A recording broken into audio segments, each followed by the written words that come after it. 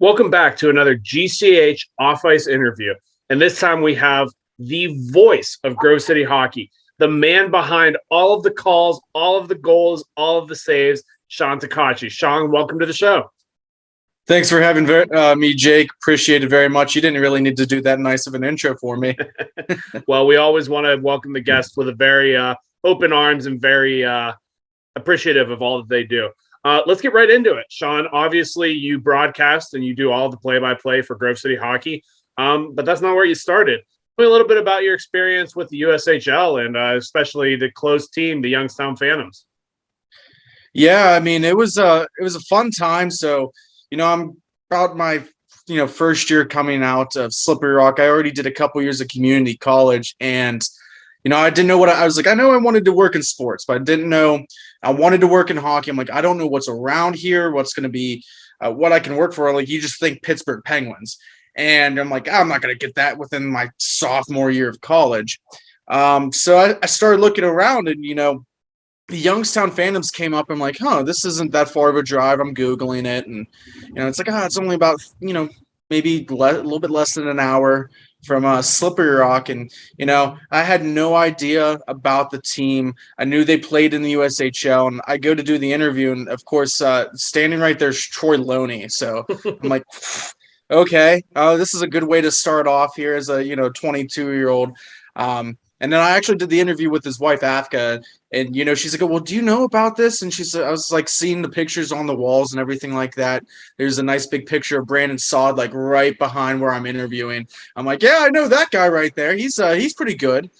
Stanley Cup champion. And then, of course, you get to talk about like Kyle Connors. Where he is right now in the game, just tearing it up, I think is even far past what they would even expect. And I think almost anyone in the USHL would expect, because he killed that league. He led the league in points. He had like 150 in only like 60 games. It was ridiculous. But yeah, I got my start with him, and I did 3 different kind of practicum internships. I worked alongside Julie Maross doing marketing. I think I was originally hired to be a sales rep there, and I'm kind of glad it didn't work that way. I told him I'd like to, do broadcasting. Eventually down the line, I finally got a chance to do it, and I was, scared as heck, but, it worked out in the end, and, I'm happy to be making the calls here with Grove City Hockey. You clearly have a passion for the sport, and getting to talk with you, you're one of the best minds about young prospects coming up. Who are you excited about, and where do you think they're going to go in their lives? Yeah, I think that's just something that was built over time. I like building things from the ground up. Who doesn't like playing NHL GM mode when you're going and you're getting like 12 years down the line? You're like, yeah, let's get this prospect here. I got to find the next Sidney Crosby, or, at this point, the next Connor McDavid. I think everyone's kind of really excited about Connor Bedard. As a 16-year-old, he got that exception status, the first one in the WHL. And, the few games that we had for the tournaments for the World Juniors, he had 4 goals in the one game, like as a 16-year-old going against kids that were already drafted in the first round. Like it was ridiculous. I think he has a nice mix of hands, speed, skill, someone that reminds me of Alexis Lafreniere. But, at that age, he's almost already past that. Like, it's crazy to think he's draft eligible in 2 years. And we'll see Shane Wright go number 1 overall more than likely this year. But I think it's going to be an easy slam dunk 2 years from now, too, as well, with Connor Bedard. One of your opportunities with the Youngstown Phantoms and also some of the other USHL teams you worked for, which we'll get into for just a bit, is you got to see some of the young talent through the U.S. National Development Team. What's a program like that mean for not only like the NHL, but for things like the World Juniors, the Olympics, and other major tournaments like that? Yeah, I think it's very unique, the kind of setup they have. So they have a U18 and a U17 team. And one half of the season, the U18s would play in the USHL, and the other ones would go out and travel. And those might be the ones that travel, to Germany, to Finland, but then they're also taking on college teams. Like the U17s just took on the University of Michigan, and you see guys like going against like Brendan Brinson, Owen Powers. Kent Johnson, guys that were already drafted in the first round this past year who were really good. So that's how they kind of build up their experience, and they just alternate them. So, but it was really cool, especially working with the Phantoms, because they had some draft prospects. I think during my tenure there's a couple guys. Curtis Hall went in the fourth round to Boston. Jack Malone went, I think, in the fifth or sixth round to Vancouver. Brett Murray went in the fourth round to the Buffalo Sabres. Ivan Prosvetov went to the fourth round to the Phoenix Coyotes. So it wasn't just that national development program, but it was also, I mean, that league is a feeder system for, the Canadian Hockey League as well. And I think they're on par with them. And these kids get to go out and travel and, get that early experience, especially guys that, see are in the league that make an immediate impact, like a Trevor Zegras. He only spent 1 year at Boston University because, he was traveling for the U17s, U18 teams. And at least when I was coming out watching him, especially with Jack Hughes and 2 years ago, I was saying, I don't even know if I want Jack Hughes. To be fair, he's an excellent player and everything like that. But I'm like, that Trevor Zegras, man, he's got some mitts on him, and he's only gotten better. And you see the repercussions now with the Ducks. He's just taken that team by storm. And, I think it's because of the kind of traveling, they have their own facility up there in Plymouth, Michigan, where they can, go work out on a daily basis, and they don't necessarily have to be they're just focused on hockey. It's just like another, minor league team, and they go at it. They have a lot more resources than I think a lot of even, collegiate programs have. Speaking of some of these other programs, after your time at Youngstown, you were letting me know, and you told me that you made your way out to Wisconsin. Tell me about the team out there and some of the people you met. Yeah, so it was pretty cool. I got to my main mentor there was Andrew Jodre, and he played for the University of Wisconsin, and he played for the Washington Capitals organization. So it was pretty cool to even just be in Wisconsin. I sit there and talk to him about, oh, you played for the Hershey Bears, like I'm from Pittsburgh and everything like that, Hershey's chocolate, whatever it might be, Yingling beer. But it was pretty cool too, because they do have a nice organization. And I had no idea at this time. I'm like, oh yeah, I know Ryan Suter owns the team, and he's playing for the Minnesota Wild at the time, and we're just sitting there. I'm an intern. I'm, scared crapless. I'm sitting there. I'm trying to just make calls sales-wise to, like, stay on board.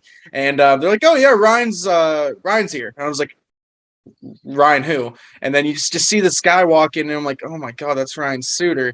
Like, you get to see him by the face, but he's not even that much intimidating as a player, human being. He's very soft spoken. He's very nice, but like I go to shake his hand, and his mitts, like if you look at my hand, it's probably at least 3 times the size. Like his thumbs are like this big. It was ridiculous. I'm like shaking his hand, like you could eat me alive right now.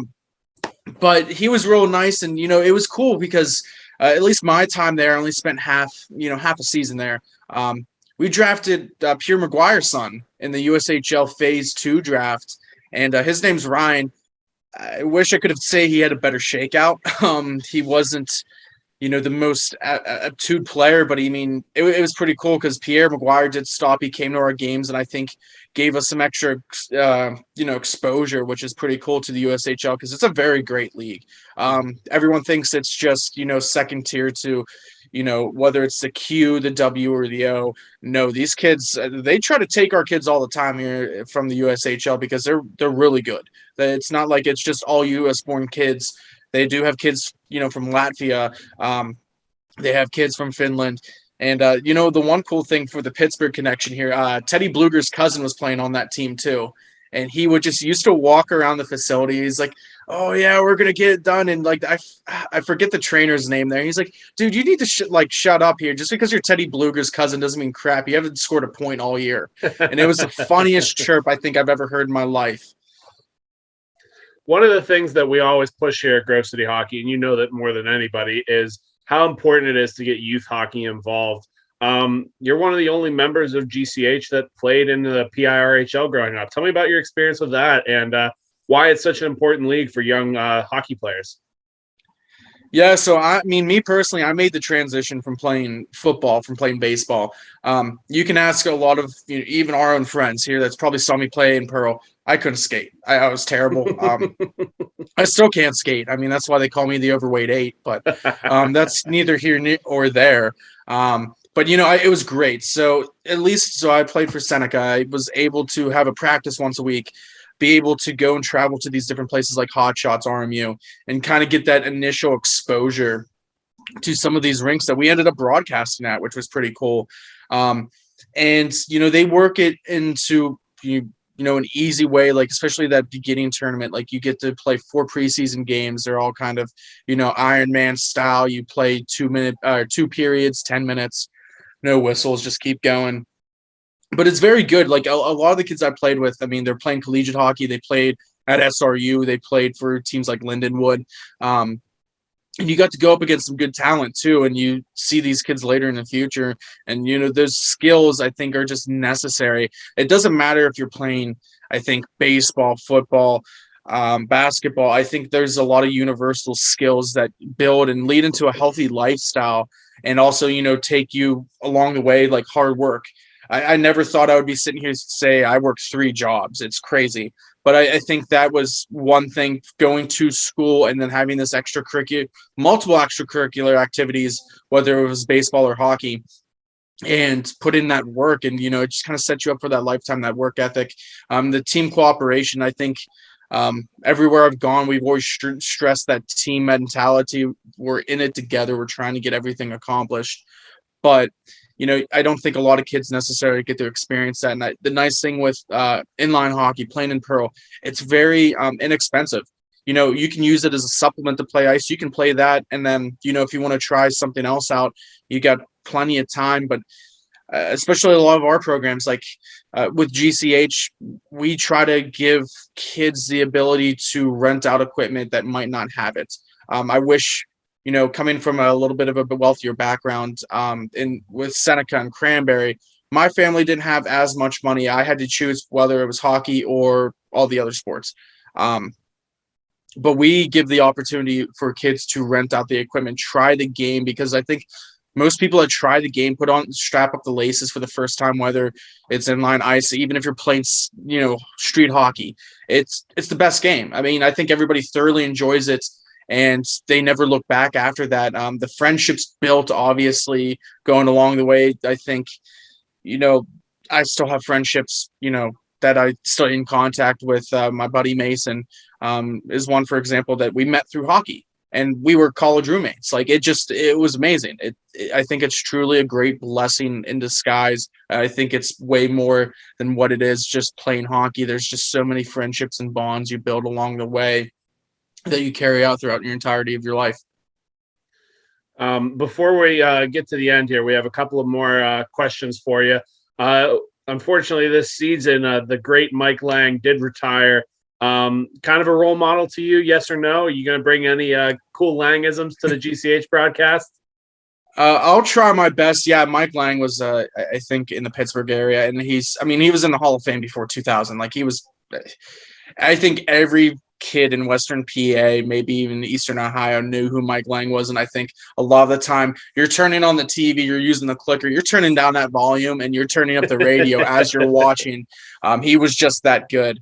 I tried to bring a little bit of that flair, but it's so hard to replicate. He's one of a kind. He has a very unique voice, and he just had that knack for the timing aspect of it. Like, make me a milkshake Malkin after a big goal in a playoff game, or slap me silly Sid, as he puts up a 5-point performance. Like, there's the timing's impeccable for it, and I think that's something I try to replicate. My biggest thing is, I think, and everybody else knows this too, is not Pierre McGuire, but Doc Emmerich. He was truly one of the greatest to do it, and he came from the Null. He was broadcasting in a league lower than I started out, and he just worked so hard to get so good and practice and work on his phrasing for different things. And those two were both huge idols for me growing up, and they made a huge impact of what I try to do. So if you hear something silly or stupid on the broadcast, it's probably because I'm trying to imitate one of them. Well, before we waffle board our time away here, we got one last question that we ask everybody that comes on to the Off Ice interview.